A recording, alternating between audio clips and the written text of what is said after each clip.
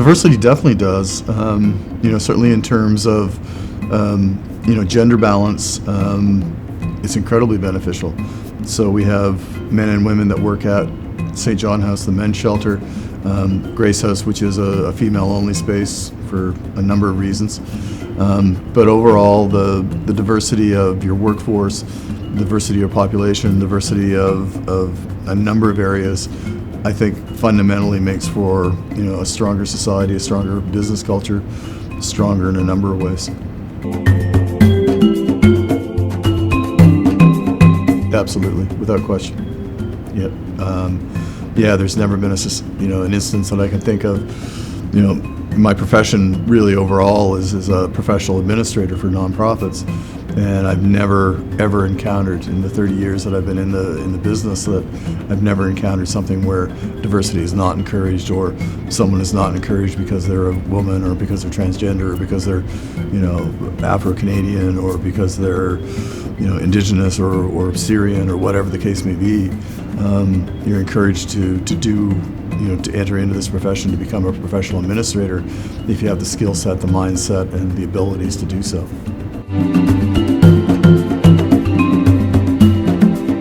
Oui, la diversité, c'est très important de contribuer à la richesse pour chaque culture. L'échange des idées culturelles entre les peuples différents, c'est très, très, très important pour de comprendre l'autre. Et maintenant, quand on pense du monde, il y a plusieurs des peuples dans tous les pays du monde, mais en réalité, à Fredericton, maintenant, il y a les personnes qui représentent tous les pays du monde ici à Fredericton. Donc, nous avons l'occasion de comprendre leur culture, leurs idées, leurs rêves. C'est très important d'augmenter notre compréhension de tous les pays, de toutes les personnes du monde.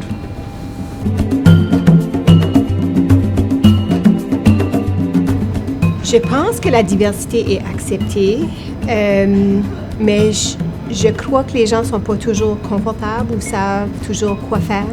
Je pense que de vraiment accepter la diversité, c'est vraiment d'être ouvert envers l'autre. Puis parfois, ça demande aux gens d'être dans une zone dans laquelle ils sont moins confortables, d'ouvrir les bras, d'inviter les gens, d'accueillir les gens chez eux ou de les inclure dans différentes activités lorsque les gens arrivent ici.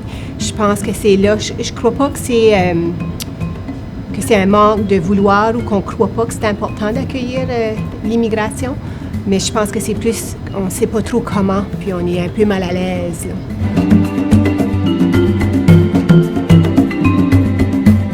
Pour l'augmenter, c'est certain qu'on pourrait faire valoir les choses positives de notre province et de notre ville, parce qu'on est la capitale, la seule province bilingue. Je pense que ça, c'est attirant pour les familles immigrantes.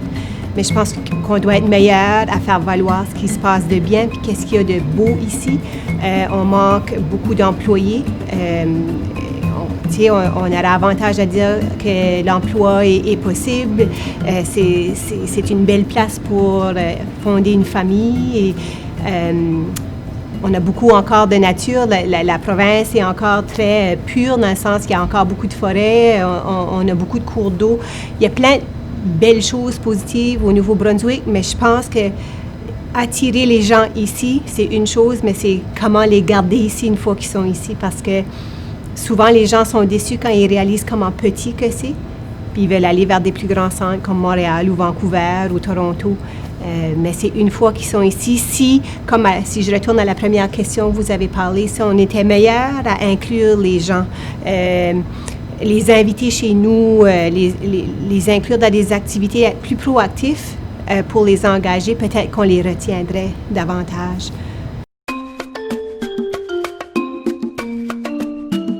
Dans le milieu scolaire, c'est que on a tout avantage à célébrer ça et à tirer profit de ça. On a tous quelque chose à apprendre de quelqu'un d'autre, peu importe d'où tu viens ou peu importe quelles sont tes origines. Puis je pense que c'est d'amener les jeunes, comme je disais tout à l'heure, des fois, on ne sait pas trop comment s'y prendre pour accueillir, mais je crois que les jeunes aussi, les non-immigrants, ne savent pas comment inclure vraiment nécessairement les jeunes. Ça fait que c'est d'apprendre à les connaître. Puis après ça, tu as le goût de célébrer. « Wow, et j'ai appris ça » ou « Je sais maintenant faire telle chose parce que cette personne-là m'a montré comment faire peu importe quelle activité. » Alors là, tu as le goût de célébrer puis de dire « Ah, on est davantage riche à cause de la diversité. » Alors, on a commencé le club international parce qu'on voulait vraiment avoir un endroit où que tout le monde peut se sentir inclus puis pour qu'on peut tous s'amuser ensemble. Il n'y avait pas vraiment un club international à notre école, puis il y en avait un à FHS puis à OHS, puis on a entendu parler de ceux-là. Puis on était comme, on devrait faire ça, on a assez de monde, puis on a la diversité à l'école, pourquoi pas avoir un club qui peut célébrer ce facteur-là? Moi et Mira, on a commencé le club international avant notre 11e année, juste parce qu'on trouvait que les gens n'étaient pas assez au courant à propos des choses qui se passaient dans le monde. Et aussi, juste, ils n'étaient pas assez sensibilisés à propos des différentes cultures. Il y avait beaucoup de choses qu'on voyait vraiment une opportunité là-bas pour éduquer les gens et juste avoir plus d'informations à propos des différentes cultures à notre école et dans notre communauté. Le but du club était vraiment pour qu'on peut tout apprendre ensemble. Ça, c'était, pour moi, c'était la chose la plus importante parce que on peut tout lire les nouvelles puis on peut tout s'informer, mais si on peut apprendre des personnes individuelles puis écouter leur histoire puis qu'est-ce qu'eux ils pensent puis leur perspective, ce serait vraiment une opportunité pour tout le monde. Puis on n'a pas toujours cette chance-là. Il y a beaucoup de fois où on est un peu réservé puis on ne veut pas poser des questions qui sont un peu personnelles, mais il faut avoir un espace qui est ouvert puis respectueux pour que tout le monde puisse avoir accès à cette information-là puis peuvent apprendre ensemble. On avait 3 objectifs vraiment. Le premier, c'était d'informer la population étudiante, la communauté, juste à propos des différentes cultures.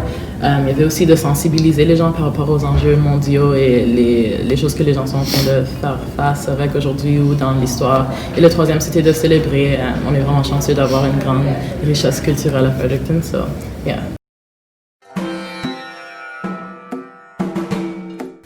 Alors, c'est des choses à tous les jours. Alors, si je regarde les nouvelles ou si je rencontre des nouveaux amis ou n'importe quoi, je sais comment demander des questions pour savoir plus à propos de leur culture. Puis, pour moi, c'est vraiment intéressant. Alors, c'est juste quelque chose que moi, j'aime faire.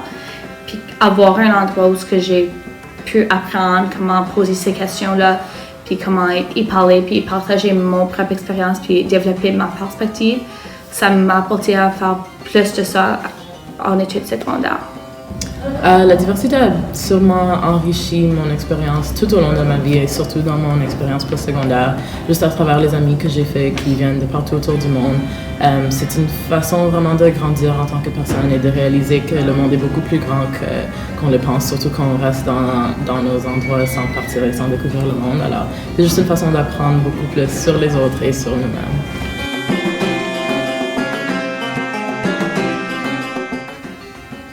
Moi, c'était un peu personnel. Moi, j'aime toujours faire le mieux que je peux, puis j'aime pas faire les choses à mi-chemin. J'aime que ça soit parfait, puis je suis un peu perfectionniste de ce bord-là aussi. Moi, je voulais que ce club, qu'il y avait du monde qui était intéressé, puis s'il y avait du monde intéressé, qu'on s'amuse ensemble, puis qu'on peut célébrer cette diversité-là. Alors, pour moi, c'était vraiment d'avoir quelque chose de nouveau à l'intérieur de l'école, que les élèves ont commencé, puis que tout le monde peut travailler ensemble pour continuer. Puis je suis vraiment excitée que maintenant c'est encore un club, puis il y a encore beaucoup de monde qui sont à l'intérieur. Alors pour moi, ça m'apporte beaucoup de joie parce que j'ai vraiment hâte de voir quoi va arriver avec le club avec les années prochaines. Mais c'est vraiment juste, on voulait que l'École Sainte-Anne et que Fredericton soit un endroit inclusif, où que les gens sont informés à propos des cultures et les gens sont confortables dans leur propre peau, surtout les nouveaux arrivants qui se sentent acceptés dans leur environnement. Alors c'était vraiment ça la motivation derrière le club international.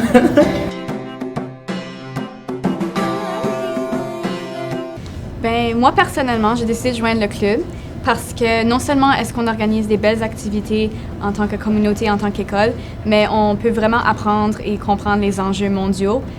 On fait beaucoup d'activités qui nous permettent de discuter et de vraiment faire une prise de conscience au sujet de ces enjeux-là.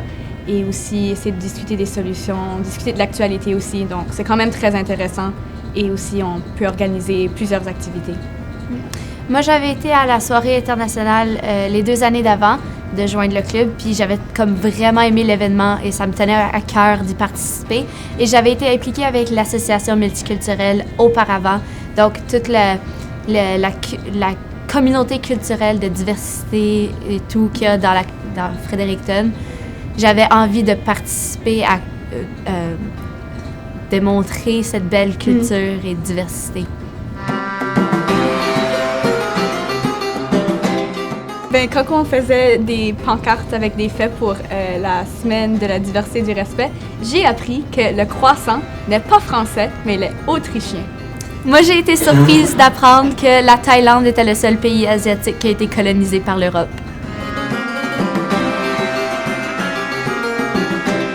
Parce qu'on a une diversité culturelle très grande dans la communauté de Fredericton et il n'y a pas vraiment tant d'autres activités qui la promouvoient, surtout à l'école. Donc cette soirée-là, c'est comme une soirée où on peut vraiment apprécier les différentes cultures et tout être ensemble. Ouais, c'est vraiment une belle façon non seulement de promouvoir, mais aussi de célébrer les belles cultures qu'on a ici dans la communauté. Et c'est vraiment amusant, c'est une belle soirée.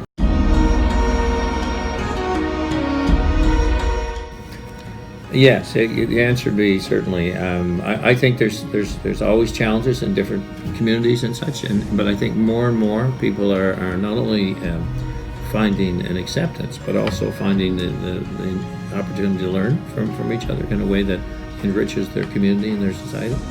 And I know today we're being, more and more immigrants are a bigger part of our society and a needed part in order to find and service different jobs and employers.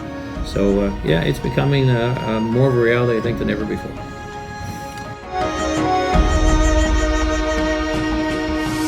Well, I guess in terms of our cultural richness, we can get in our own little bubble, and of course, many of us, growing up and working in a certain part of the province, that's what you know, and the friends that you know. And so what I see now in even communities where I grew up is that community is now evolving into a different than when I was there, but richer and better than in many ways. So what it does is expose us to what is around us at one time that was in the world is now around us more so in our community.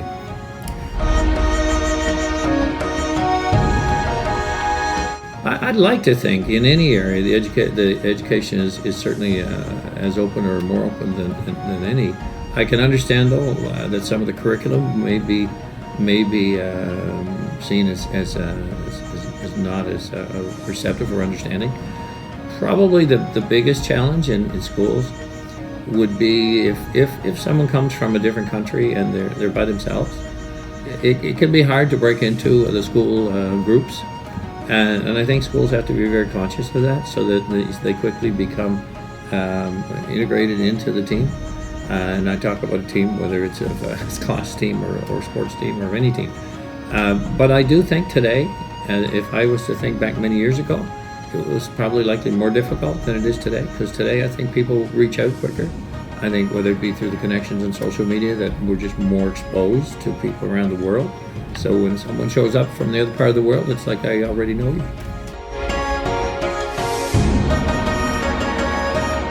I think that the recognition, first of all, is key. That the recognition that everyone's going to be part of a solution for our province.